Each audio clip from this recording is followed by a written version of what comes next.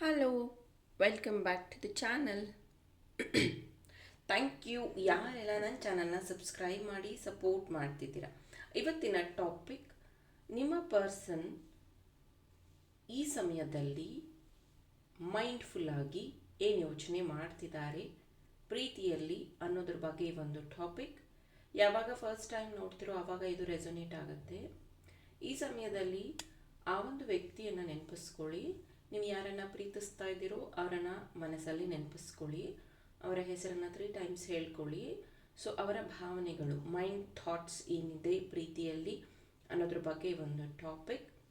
21 ದಿನದ ಚಾಲೆಂಜ್ ಅಂದರೆ 21 ದಿನ ನೀವು ಏನನ್ನು ಪ್ರಾಕ್ಟೀಸ್ ಮಾಡ್ತೀರೋ ಅದು ನಿಮ್ಮ ಜೀವನ ಪೂರ್ತಿ ನೆನಪುಳಿಯುವಂತಹ ಮೆಮೊರೀಸ್ನ ಕ್ರಿಯೇಟ್ ಮಾಡುತ್ತೆ. ಸೊ ನೀವು ಸಹ ಗುಡ್ ಪ್ರಾಕ್ಟೀಸ್ನ ಕಲ್ತ್ಕೊಂಡು ನಿಮ್ಮ ಜೀವನವನ್ನು ಬದಲಾಯಿಸ್ಕೋಬೇಕು ಅನ್ನುವಂಥ ಆಸೆ ಇದ್ದರೆ ನವೆಂಬರ್ 1 ನಾನು 21 ಡೇಸ್ ಕ್ಲಾಸ್ನ ಶುರು ಮಾಡ್ತಾ ಇದ್ದೀನಿ. ಯಾರಿಗೆ ಇಂಟ್ರೆಸ್ಟ್ ಇದೆಯೋ ಜಾಯಿನ್ ಆಗಿ. ಇದು ನನ್ನ ವಾಟ್ಸಪ್ ನಂಬರ್. 499 ರುಪೀಸ್ ಪ್ರೈಸ್ ಆಗಿರುತ್ತೆ. Let start. ನಿಮ್ಮ ಪರ್ಸನ್ ಮೈಂಡ್ಫುಲ್ ಆಗಿ ಏನು ಯೋಚನೆ ಮಾಡ್ತಾ ಇದ್ದಾರೆ?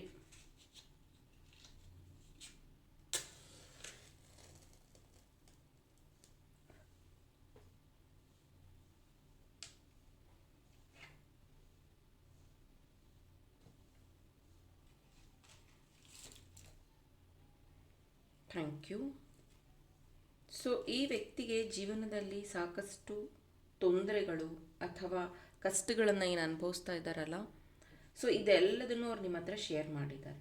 ಈ ಸಮಯದಲ್ಲಿ ಅವ್ರಿಗೆ ಆಗ್ತಾ ಇರುವಂಥ ತೊಂದರೆಗಳನ್ನು ನಿಮ್ಮ ಹತ್ರ ತುಂಬ ಸತಿ ಶೇರ್ ಮಾಡಿದ್ದಾರೆ.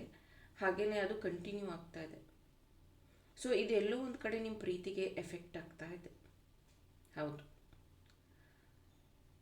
ಜೊತೆಗೆ ನಿಮ್ಮ ಜೊತೆಗೆ ಸಮಯ ಕಳೆದಾಗೆಲ್ಲ ಅವ್ರು ಹೇಳ್ತಿರ್ತಾರೆ, ನನಗೇನೋ ಒಂದು ರೀತಿ ಲೈಟ್ ಫೀಲ್ ಆಗುತ್ತೆ.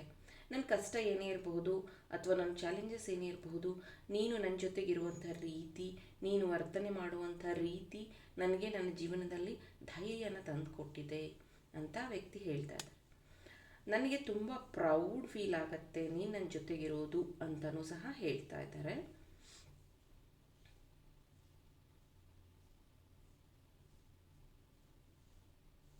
ಮೇ ಬಿ ಇಲ್ಲಿ ಲಾಂಗ್ ಹೇರ್ಸ್ ನಿಮ್ದಿರ್ಬೋದು ಅಥವಾ ಅವ್ರದ್ದಿರ್ಬೋದು. ಅಂದರೆ ಯಾರು ಗರ್ಲ್ ಅಥವಾ ವುಮೆನ್ ಇದನ್ನು ನೋಡ್ತಿದ್ದೀರೋ ಅವರು ನಿಮ್ಮ ಜಡೆ ಅಥವಾ ನಿಮ್ಮ ಕೂದಲು ಉದ್ದ ಇದೆ, ಹಾಗಾಗಿ ಅವರಿಗೆ ಅದು ಇಷ್ಟ. ಸೊ ಅದನ್ನು ಅವ್ರು ತುಂಬ ಸತಿ ಹೇಳಿದ್ದಾರೆ, ನೀನು ಈ ರೀತಿ ಹೇರ್ ಸ್ಟೈಲ್ ಮಾಡಿಕೊಂಡ್ರೆ ತುಂಬ ಚೆನ್ನಾಗಿರುತ್ತೆ ಅನ್ನೋದನ್ನು ಸಹ ಆ ವ್ಯಕ್ತಿ ಹೇಳಿದ್ದಾರೆ ನಿಮ್ಮ ಹತ್ರ ತುಂಬ ಸತಿ. ಇಲ್ಲಿ ರಾಶಿಗಳು ನನಗೆ ವೆರಿ ಸ್ಟ್ರಾಂಗ್ ಆಗಿ ವೃಶ್ಚಿಕ ರಾಶಿ, ಕರ್ಕಾಟಕ ರಾಶಿ, ಸಿಂಹ ರಾಶಿ, ಮಿಥುನ ರಾಶಿ, ಕನ್ಯಾ ರಾಶಿ, ಮೇಷ ರಾಶಿ ಪ್ರೆಸೆಂಟ್ ಇರುವಂಥದ್ದಿದೆ.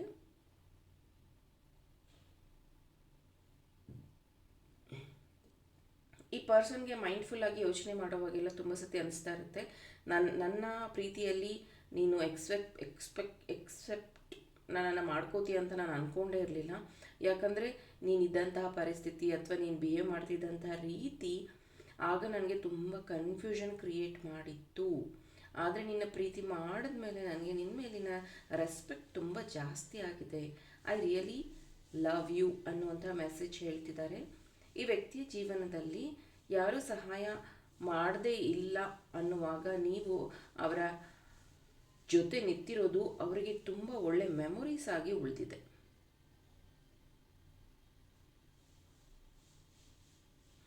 ಕೆಲವೊಂದು ಸತಿ ನೀವು ಅವ್ರ ಹತ್ರ ಶೇರ್ ಮಾಡುವಂತಹ ವಿಷಯಗಳು ಅವರ ಗೈಡೆನ್ಸ್ ಆಗಿ ತಗೋತಾರೆ. ಜೊತೆಗೆ ಒಂದು ಸತಿ ನೀನು ಯೋಚನೆ ಮಾಡಿ ಹೇಳುವಂತನೂ ನಿಮ್ಮ ಹತ್ರ ಅವ್ರು ಕೇಳಿರುವಂಥದ್ದಿದೆ. ಮೇ ಬಿ ಇದು ವುಮೆನ್ನೇ ಅವ್ರಿಗಿಂತ ವಯಸ್ಸಲ್ಲಿ ದೊಡ್ಡವರು ಇರಬಹುದು. ಇದು ಎಲ್ಲರಿಗೂ ಅಲ್ಲ, ಕೆಲವೊಂದು ಕೇಸಲ್ಲಿ ಮಾತ್ರ ಅವ್ರಿಗಿಂತ ದೊಡ್ಡವರು ಆಗಿರಬಹುದು. ಹಾಗಾಗಿ ಅವ್ರಿಗೆ ಅನ್ನಿಸ್ತಾ ಇರುತ್ತೆ ನಿಮ್ಮನ್ನು ಕೇಳಿದ್ರೆ ಒಳ್ಳೆಯ ಅಡ್ವೈಸ್ ಸಿಗತ್ತೆ ಅನ್ನುವಂಥದ್ದು. ನಿಮ್ಮ ಪರ್ಸನ್ಗೆ ಮೇ ಬಿ ವೆಯ್ಟ್ ಗೇನ್ ಆಗಿದೆ ಈಗ. ಯಾಕಂದರೆ ಅವರು ಆರೋಗ್ಯದ ಕಡೆ ಗಮನ ಕೊಡ್ತಾ ಇಲ್ಲ. ಮುಂಚೆ ಥರ ಅವರು ಈ ಒಂದು ಬಾಡಿ ಬಿಲ್ಡಿಂಗ್ ಅನ್ನಿ ಅಥವಾ ಎಕ್ಸಸೈಸ್ ಅನ್ನಿ, ಜಿಮ್ ಅನ್ನಿ ಇದನ್ನು ತುಂಬ ಶಿಸ್ತಾಗಿ ಮಾಡ್ತಾ ಇದ್ದಂಥ ವ್ಯಕ್ತಿಗೆ ಈಗ ಯಾಕೋ ಒಂದು ಸ್ವಲ್ಪ ಕಾನ್ಸಂಟ್ರೇಷನ್ ಕಮ್ಮಿ ಆಗಿದೆ ಅಥವಾ ಟೈಮ್ ಸಿಗ್ತಾ ಇಲ್ಲ ಅಂತ ಅನ್ಬಹುದು. ಯಾಕಂದರೆ ಅವರು ಡೇ ಟು ಡೇ ಲೈಫಲ್ಲಿ ತುಂಬ ಸ್ಟ್ರಗಲ್ ಮಾಡ್ತಾ ಇದ್ದಾರೆ ಫೈನಾನ್ಷಿಯಲಿ. ಅದು ಒಂದು. ಆಮೇಲೆ ಮೆಂಟಲ್ ಸ್ಟ್ರೆಸ್ ತುಂಬ ಆಗಿದೆ ಅವರಿಗೆ, ಹಾಗಾಗಿ ಅದ್ರ ಬಗ್ಗೆ ಅವರು ಗಮನ ಕೊಡ್ತಾ ಇಲ್ಲ.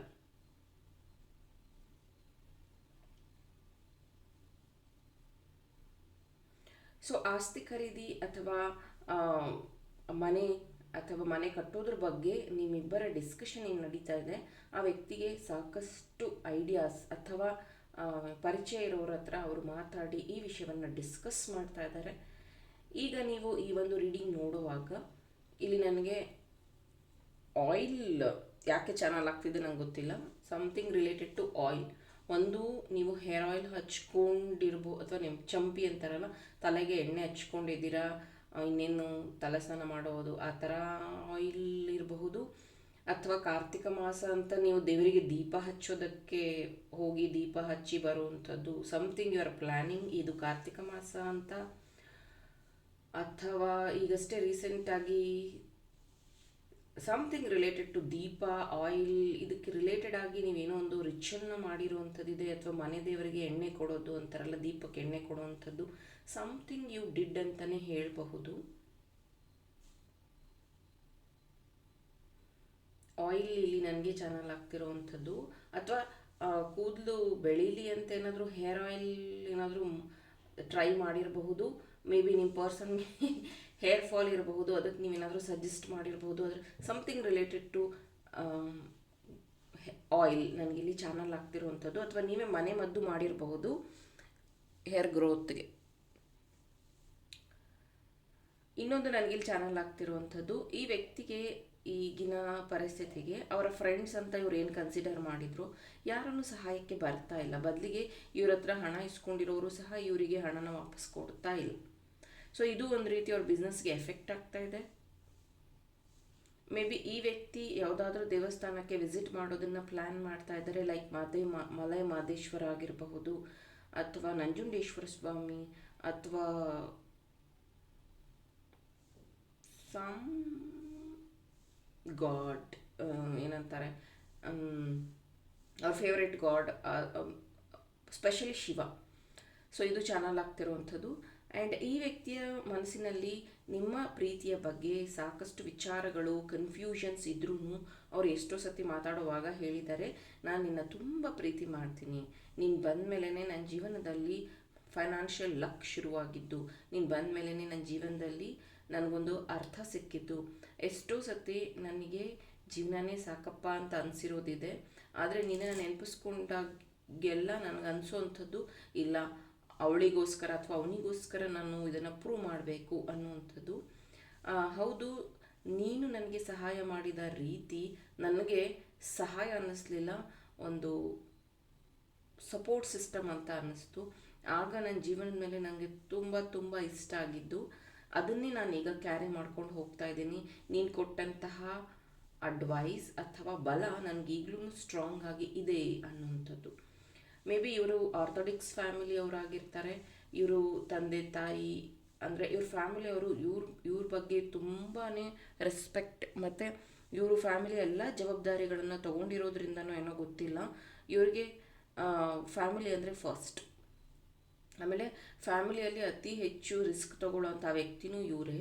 ಫ್ಯಾಮಿಲಿ ಎಲ್ಲರೂ ಇವ್ರ ಮೇಲೆ ಡಿಪೆಂಡ್ ಆಗಿರೋದ್ರಿಂದ ಮೇ ಬಿ ಅವ್ರು ಅವಾಗವಾಗ ಹೇಳ್ತಿರ್ತಾರೆ, ನಾನು ಹಿಂಗೆ ಟೈಮ್ ಕೊಡೋಕ್ಕಾಗ್ತಿಲ್ಲ, ಬಿಕಾಸ್ ಫ್ಯಾಮಿಲಿಲಿ ತಂದೆಗೆ ಹುಷಾರಿಲ್ಲ, ಅಥವಾ ತಾಯಿಗೆ ಹುಷಾರಿಲ್ಲ, ಅಥವಾ ಫ್ಯಾಮಿಲಿಗೆ ಸಮಥಿಂಗ್ ರಿಲೇಟೆಡ್ ಟು ಫ್ಯಾಮಿಲಿ ಅಂತ ಬಂದಾಗ ಅವರೆಲ್ಲೋ ಒಂದು ಕಡೆ ನಿಮಗೆ ಸಮಯ ಕೊಡೋಕ್ಕಾಗ್ತಿಲ್ಲ, ಅಥವಾ ನಿಮ್ಮನ್ನು ಅರ್ಥ ಮಾಡ್ಕೊಳಕ್ಕಾಗ್ತಿಲ್ಲ.